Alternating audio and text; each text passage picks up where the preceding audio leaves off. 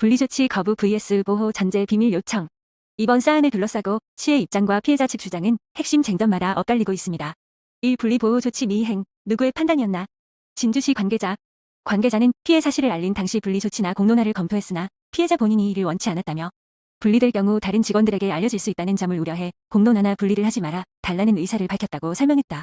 이는 피해자의 의사를 존중한 결과라는 입장입니다. 피해자 주장.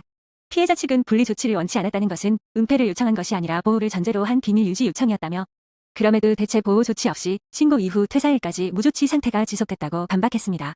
17일 방치와 퇴사일까지의 조치 여부. 진주시 관계자는 조치를 하지 않은 것이 아니라 피해자 의사에 따라 분리를 하지 않았다는 취지로 설명하며 현재 시 감사실 감사 일정에 따라 사실관계가 정리될 것이라고 밝혔습니다. 피해자 주장. 피해자는 신고 이후 마지막 면담 시점까지 약 17일간 그리고 면담 이후에도 퇴사일인 12월 31일까지 분리보호조사 등 실질적 조치를 받지 못한 채 근무를 마쳤다고 밝혔습니다. 재채용 과정에서 불이익이 있었는지도 감사 대상. 논란은 이후 재계약 재채용 과정으로 이어졌습니다. 피해자는 재채용 과정에서 탈락했으나 가해자로 지목된 인물 중 1위는 재채용된 사실이 확인됐다고 주장했습니다.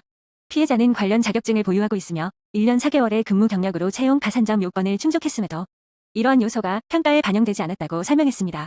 반면 재채용된 인물은 평소 채용과 관련한 영향력을 시사하는 발언을 반복해왔고 피해자는 이를 위압적인 언행으로 인식했다고 밝혔습니다.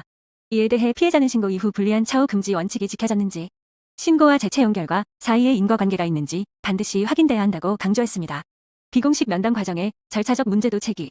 피해자는 신고 후 약 17일이 지난 시점에 공식 조사 절차나 기록 없이 비공식 면담이 진행된 점도 문제로 제기했다. 이미 재채용 불가가 결정된 이후 근무 시간 중 갑작스럽게 차량에 태워 이동한 뒤 사무실에서 면담이 이루어졌고 이후 형사고소 방향과 관련해 회유로 받아들여질 수 있는 연락이 있었다는 주장도 나왔습니다. 또 면담 과정에서 일부 공무원들이 설명을 번복하거나 일관되지 않은 진술을 반복했고 다음에도 다시 일해야 할 것 아니냐는 취지의 발언이 직위에 따른 압박으로 느껴졌다고 피해자는 밝혔습니다. 재채용 결과 공정했나? 진주시 관계자는 채용은 서류 평가와 면접 점수를 합산해 진행됐으며 특정인을 탈락시키거나 합격시키는 방식의 개입은 없었다고 밝혔습니다. 피해자 주장.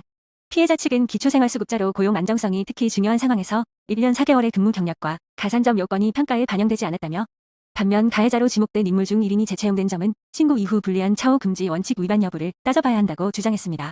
현재 단계, 무엇을 가려야 하나? 진주시 입장.